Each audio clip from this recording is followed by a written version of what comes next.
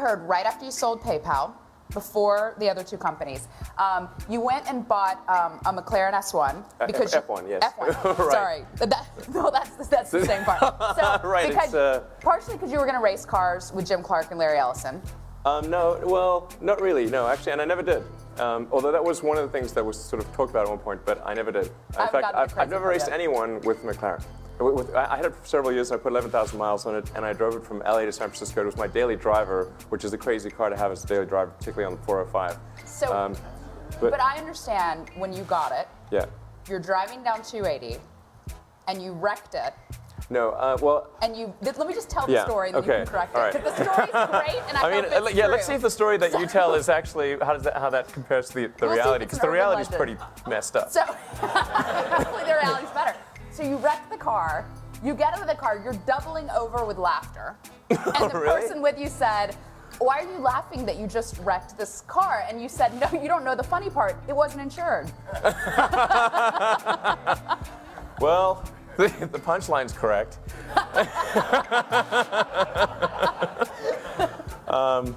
Yeah, so I was driving up Sand Hill Road with Peter Thiel, one of the co-founders of PayPal. We're actually driving to see Mike Moritz.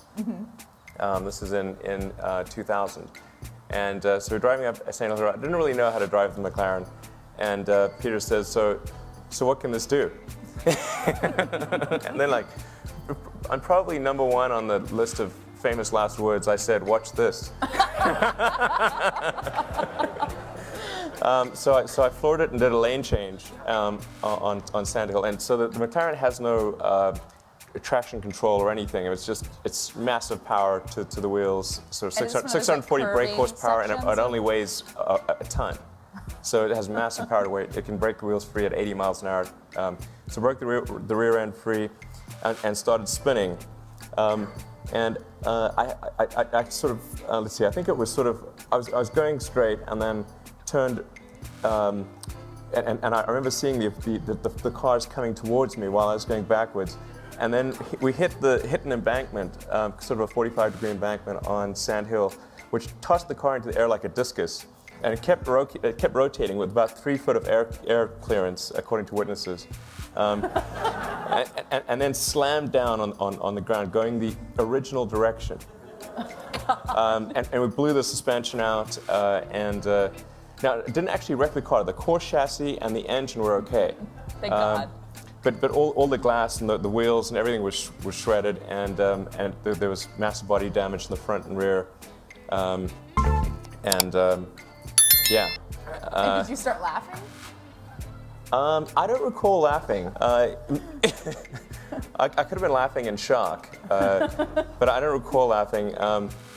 And then Peter hitched a ride to Mike. I waited while the fire truck and the ambulance arrived, and then finally Did Peter Thiel literally hitch a ride? Over to Sequoia and then once the car was taken care of, then I hitched a ride too, and we continued the meeting. I'm picturing you and Peter Thiel like that scene in Tommy Boy, where like the deer, and you're both like like. Yeah, really. Wow. Yeah. Is there a parallel? Lucky to be alive, really.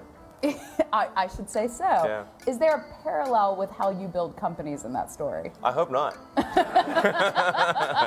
Let's see what this thing can do. Yeah, watch this. That could be awkward with a rocket launch.